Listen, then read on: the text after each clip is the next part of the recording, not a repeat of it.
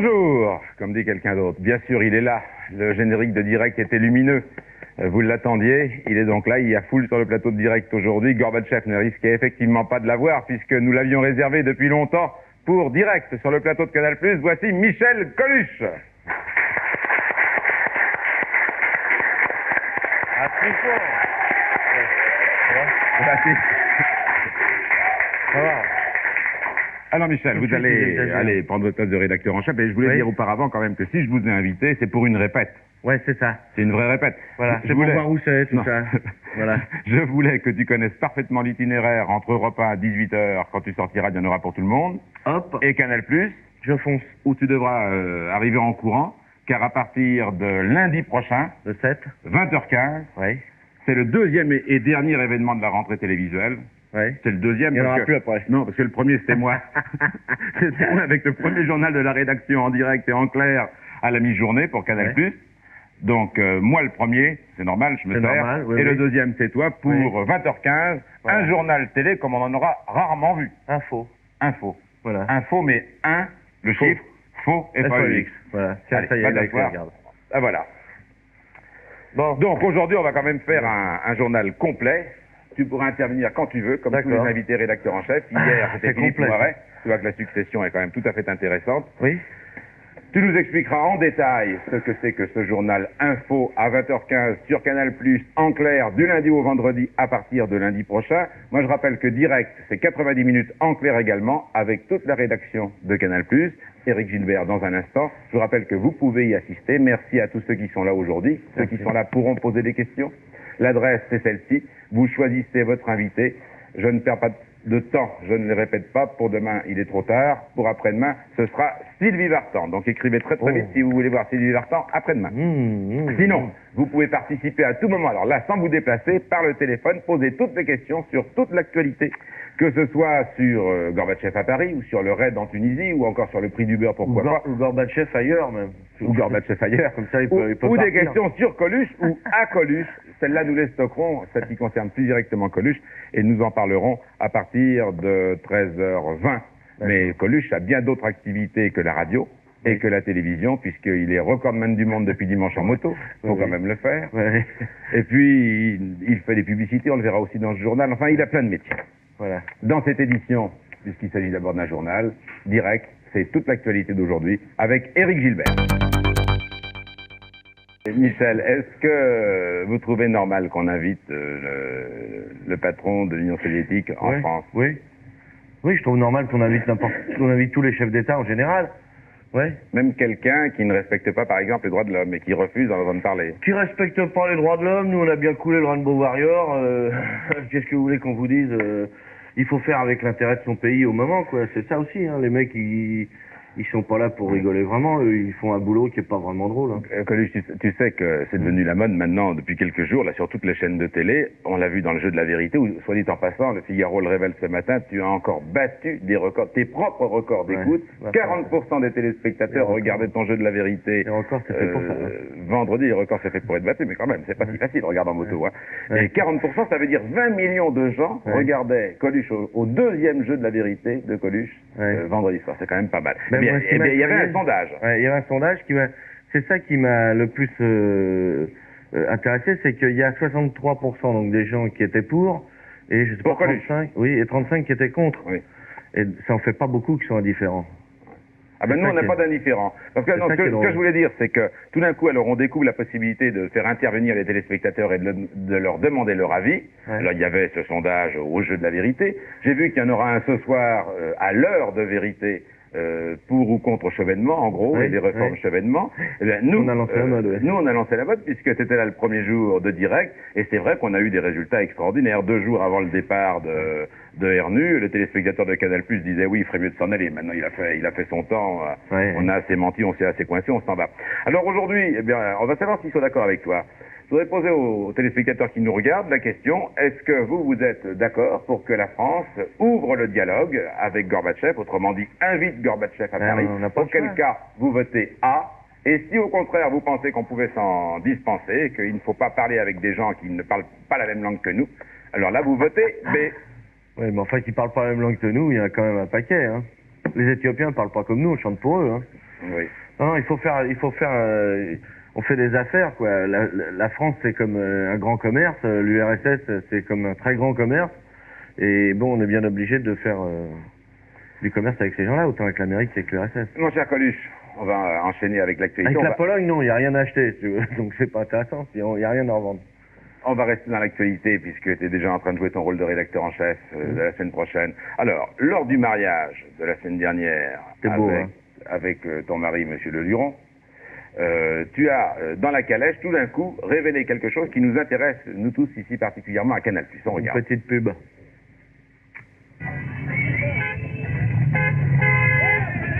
Je vais faire un journal télévisé sur Canal+ à 20h15 parce que les autres médias parlent de rien avec tout le monde et moi je vais parler de tout mais seulement avec vous. Sur Canal+. Tout y était. Il manquait la date, c'est à partir de lundi prochain. Ah oui, j'ai oublié la date. Merde. Lundi, on le refait. On le refait du lundi. Mais on va choisir la calèche devant 1 million de gens et les caméras de Zénith et de Sigma, fallait quand même le faire.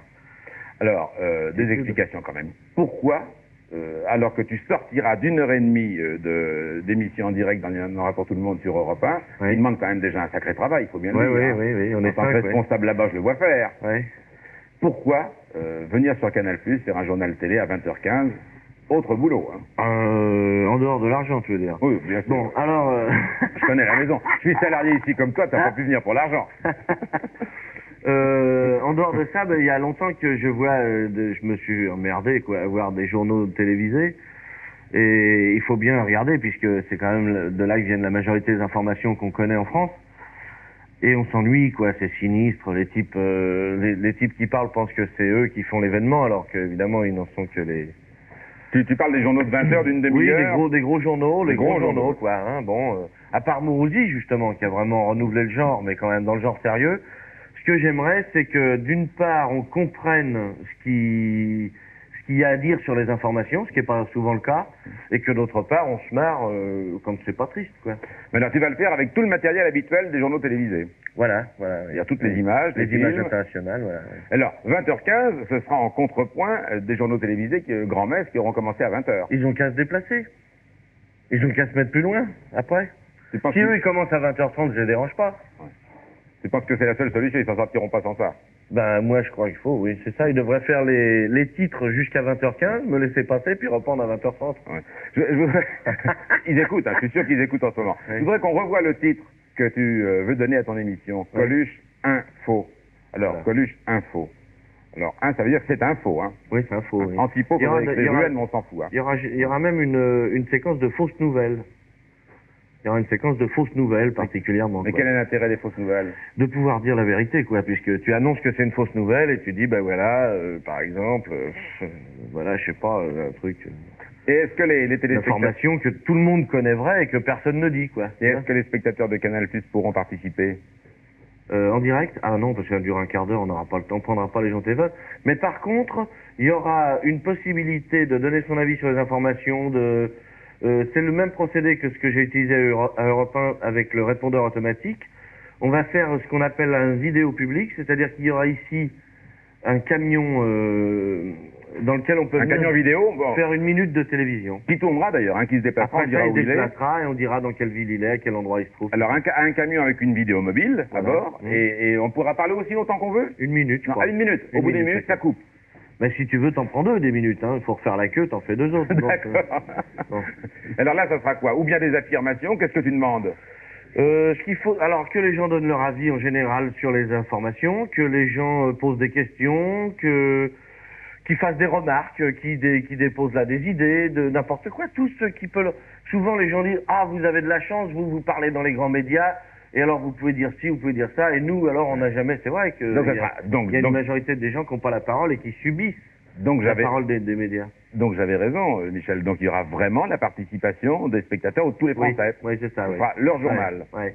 Il y aura à la fin de ce journal une petite séquence qui sera réservée à ça. Tu vas mettre une cravate? Je crois pas, non. J'en ai, à moins que... Bah, t'en mets pas, toi? Bah, non, mais moi je présente pas le journal de 20h, moi. Oh ouais, mais enfin c'est pareil, à 13h. Hein? Ah non, mais ça c'est un journal de 90 minutes. où on passe toutes les autres nouvelles. Et alors ça étouffe au bout d'un moment la cravate, donc tu peux pas tenir 90 minutes. Donc un journal sans cravate. Non, ça sera sans cravate, oui. Ouais. Même de l'intérieur. Et est-ce que tu raconteras comme à Europe le matin des histoires? Dégueulasse. Des histoires. Avec des gros mots, des choses comme ça. Ah, je veux bien, moi. Tu prends tout, donc. Ah, moi, c'est ce que je préfère, de toute façon, les gros mots. Hein. J'ai la médaille des chiffres et des lettres, monsieur. on l'a vu au jeu de la vérité. Tout à fait. C'est la médaille des arts et lettres, non? Des arts et lettres, pardon. Oui. Voilà. Bon, c'est Armand Jameau qui est le ministre de l'autre. On parle entre ministre et administrateur, il n'y a aucune différence. Voilà. Bon, on va marquer une pause, continuer ce direct dans les règles ordinaires. Pas de pub, nous, ici il n'y a pas de pub, on est libre pour l'instant. Ah bon? On ne fait de pub que pour toi et que pour Canal+. Voilà. Donc, 20h15, Coluche Info, à partir de lundi prochain et tous les jours du lundi au vendredi. Le midi direct, le soir info. Voilà. Tu viens d'entrer dans un disque qui est le disque des records. Oui. Il y avait très longtemps, en dehors des interdits de Coluche ou que tu n'as pas fait de disque à proprement parler. Mais justement, le disque des records, c'est pas des disques qu'on vient de faire, c'est des disques qui ont été faits et qui ont battu des records de vente, hein, je pense. C'est ça? Ah, tout à fait. Non, en plus, c'est une compilation de véritables tubes. Je l'ai présenté hier 28 tubes. Mais pourquoi un Coluche là plutôt que de faire un Coluche Écoute, j'en sais rien, moi c'est pas moi le producteur, mais je peux te dire que... Non, mais c'est pour donner envie aux amateurs de Coluche d'un nouveau disque, d'un nouvel album. On l'attend depuis combien de temps, le nouvel album? Encore un petit peu, je pense. On l'attend depuis combien de temps? 6 ans, ouais. 6 ans le dernier, dit Paul Lederman qui est dans la salle, qui bien s'y connaît. sûr. Et qui s'y connaît. Là, c'est pour quand le prochain? Je sais pas. Parce que là, ça permet d'attendre. Alors, on s'achète le disque de record, on a une reprise d'un petit truc, et puis... Non, le disque des records, je pense que c'est autre chose. C'est les records de l'année, c'est les chansons qui ont marqué l'année. Mais c'est bien ce que j'ai dit. Plus un sketch de Coluche comme ça pour donner envie d'un peu plus. Ouais, peut-être. C'est dommage. Ouais. C'est dommage, mais enfin, puisque tu veux pas répondre à la question. L'année prochaine, peut-être un petit peu de scène, on note, l'année prochaine. On prend rendez-vous l'année prochaine. Voilà. On prend rendez-vous l'année prochaine au mois d'octobre. Ouais. Et la scène peut-être derrière? En même temps, ouais. Ah ben oui, ça. Formidable. Ah, ouais. Ça, c'est une très bonne nouvelle, je pense, pour tous ceux qui nous regardent. Coluche sur scène en octobre 86. Ouais. Et en attendant, on pourra le voir sur scène le 13 octobre pour le gala exceptionnel Chanteurs sans frontières à la Courneuve. Voilà. Ça, alors là, ça va être... Il y a Hallyday aussi qui a dit qu'il venait, qu'on n'avait pas jusqu'à maintenant. Je pense que tout ce que la France compte de vedette sera dans ce gala. Le 13 octobre à la Courneuve, entre 14h et 20h. C'est un petit peu dommage d'ailleurs parce que, pourquoi ne pas le dire, toutes les radios étaient prêtes à rediffuser. Ouais. Et puis c'est interdit. Ah bon? Oui. C'est une exclusivité d'RTL. Ah oui? Alors qu'ils n'organisent pas. Je trouve extraordinaire que quelque chose qui est une œuvre de solidarité comme ça, on puisse pas... Oui, ils sont bien démerdés apparemment, ouais. Oui, mais c'est un peu dommage parce que le reste de la France ne verra pas, la télé verra pas, c'est moche. Ouais. On va essayer de se débrouiller à Canal+, mais tu pourrais peut-être intervenir quand même. La charité, quand tout le monde... Non, mais quand tout le monde veut aider, puisque c'est une bonne œuvre, hein, puisque c'est pour l'Éthiopie, contre la faim. Et puis, ils vont donner aussi une partie de la recette pour les cantines du cœur qu'on a lancées. Alors explique-nous les cantines du cœur. Ben voilà, il y a plein de gens. Moi, tu sais, je prends des gens au téléphone 2 fois par semaine à la radio. Hein. Oui. Alors, je prends les jeunes le mercredi et tout le monde le vendredi. Et il y a beaucoup de gens qui disent, à chaque fois qu'on cite l'Éthiopie, c'est bien, t'as chanté pour l'Éthiopie, et qu'est-ce que tu fais pour les chômeurs? Pourquoi tu fais quelque chose à l'extérieur de chez nous? Et pourquoi tu ferais pas quelque chose à l'intérieur, puisque c'est assez logique. Puisque c'est sans frontières, il faudrait pas compter les nôtres. Sur le répondeur d'Europe 1, là. Non, c'est des gens qui me téléphonent, tu vois. On reçoit, je sais pas combien, 10 000, on en est, je sais pas. Oui, non, mais sur le répondeur, donc c'est une sorte de vague de fond, tu dis, là. Oui, il y a plein de gens dans le courrier aussi qui demandent. Alors, et ton idée, c'est quoi? On peut pas aider tout le monde. La réponse, c'est quoi? Eh ben, la réponse, c'est que, j'ai fait appel à la générosité de tous ceux qui peuvent aider à un restaurant gratuit. Et le ministre de l'Agriculture, j'ai rendez-vous avec lui cette semaine, j'ai eu sa secrétaire au téléphone, ils vont m'aider à trouver probablement parmi les excédents de production alimentaire qui généralement sont pas redistribués, voilà, nous on va envoyer ça à des usines qui fabriquent de la bouffe, qui vont le faire pour nous gratuitement et on va tirer un petit prix minimum et on va essayer de faire 200 000 repas en France. Michel, c'est gratuit par jour. 200 000 repas par jour. Ouais, on va essayer. Pour ceux qui sont les nouveaux pauvres, en gros, qui n'ont plus de quoi manger. Oui, ou les anciens. Ou des anciens. Mais au-delà de l'humour, quand même, c'est une œuvre gigantesque. Ah oui, oui. Pour l'instant, c'est pas encore commencé, il n'y a pas de compte chèque pour l'instant. On va voir ça, je pense, aujourd'hui. Hein. On est vraiment en train de monter l'affaire. Les élèves de l'école de commerce qui sont appelés donc à gérer des entreprises plus tard et qui sont là pour apprendre vont gérer celle-ci bénévolement. On fait appel à tous les gens, voilà. Mais des cuisiniers et puis comme c'est aussi. pour les chômeurs, bah bien sûr, il y en a. Je suis pas sûr que dans la cuisine il y ait beaucoup de chômeurs. Mais enfin, il y a beaucoup de gens qui pourront aider à faire ce travail, qui sont chômeurs et qui trouveront là. Ça créera en même temps des emplois et ça permettra de faire manger 200 000 personnes. Et puis en même temps, pour quelqu'un qui est chômeur et qui souffre psychologiquement de l'être, travailler à une entreprise pour aider les chômeurs, justement, c'est quelque chose de... Enfin. Et tu appelles ça les restaurants du cœur. Oui, on a cherché un nom, on a trouvé ça. On s'en fout un petit peu, il faut qu'on reconnaisse le titre. C'est des restaurants gratuits, quoi, en fait. Voilà. On va peut-être revenir à Coluche maintenant, le Coluche inattendu, qui très sérieusement, alors qu'il se moque depuis longtemps dans ses sketchs sportifs, s'est amusé à rouler à combien en moto sur deux roues Je crois que le meilleur score qu'on a fait, c'est aux alentours de 270. La moyenne de mon record à moi, c'est 252, 13 secondes 9, et celui d'Éric Courly, 257. Il a fait 259. Il a fait 7 km de plus à l'heure que moi. Mais tu as donc été pendant quelques temps recordman du monde du kilomètre lancé. Je le suis, il n'y en a pas d'autres là pour 257, tu dis. L'autre. Ah non, l'autre il a fait le maïs. Ah, il a fait le kilomètre. Ah, vous avez séparé les tâches. Voilà, donc toi tu es recordman du monde, officiel recordman du monde. C'est pas une plaisanterie parce qu'à force de faire l'andouille. Mais je fais l'andouille officiellement. Hein. Alors pour ceux qui ne l'auraient pas vu hier, qui ne l'auraient pas vu avant-hier sur Antenne 2. Et qui ne le verront pas demain parce qu'ils ne pourraient pas, par exemple. On regarde, vous allez voir, ça passe vite et ça va vite. Hein. C'est Coluche sur la moto.